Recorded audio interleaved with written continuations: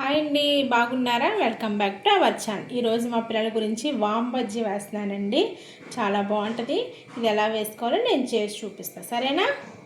ఇదిగోండి, బజ్జీకి 1 కప్పు శనగపిండి అండి, 1/2 కప్పు బియ్యం పిండి, రుచికి సరిపడా సాల్ట్ అండి,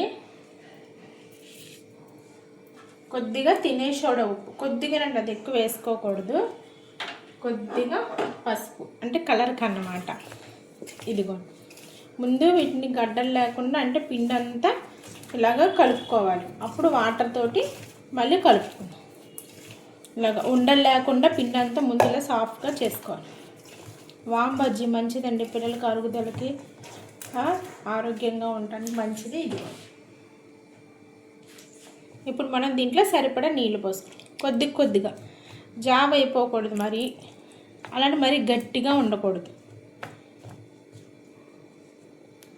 ఇలా కొంచెం కొంచెం పోసుకుంటూ కలుపుకోవాలి.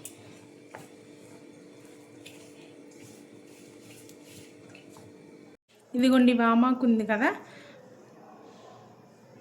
దీన్ని ఇది పిండిలో మనం ఇలా ముంచి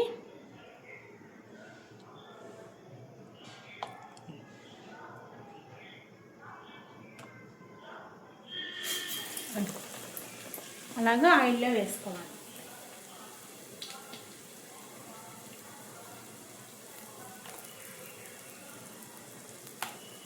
చాలా సింపుల్ అండి. మనం పకోడీ అన్నీ ఎలా వేసుకుంటాం ఇలానే వామ్ బజ్జీలు కూడా వేసి పెట్టండి పిల్లలకి, చాలా బాగుంటుంది, టేస్ట్గా ఉంటాయి, ఆరోగ్యం కూడా పిల్లలకి. అది అంతే సింపుల్గా మనకి డీప్ ఫ్రైకి ఎంత ఆయిల్ కావాలో అంత ఆయిల్ వేసుకొని మనం బజ్జీలు వేసుకోవడమే. వామాకు బజ్జీ అన్నమాట ఇది.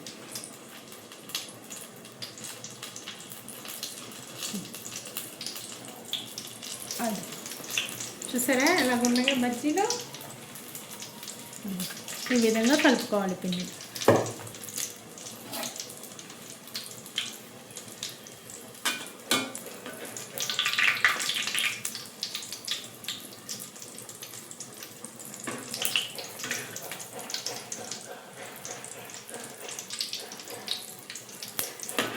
ఇది చూసారా ఆలు బజ్జీ లాగా ఎంత బాగున్నాయో చూడడానికి, తినడానికి కూడా చాలా బాగుంటాయి. అలాగా సిమ్లో పెట్టుకోవాలండి, మరీ హైలో పెట్టుకోకూడదు, మరీ తగ్గించి పెట్టుకోకూడదు, మీడియంలో పెట్టుకొని ఫ్రై చేసుకుంటే బజ్జీ అంతా బాగా వేగిద్ది అనమాట. ఏంటండి నా ఛానల్ సబ్స్క్రైబ్ చేసుకోకుండానే చూసేస్తున్నారు? సబ్స్క్రైబ్ చేసుకొని చూడొచ్చు కదండి.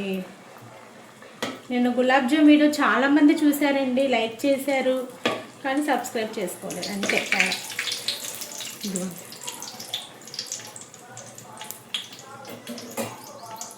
ఇదిగోండి, ఈ విధంగానే అన్ని బజ్జీలు వామాకు బజ్జీలు రెడీ అయిపోయినాయండి.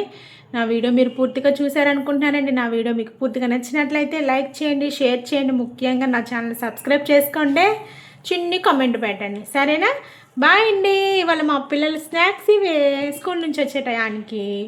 Okay, bye.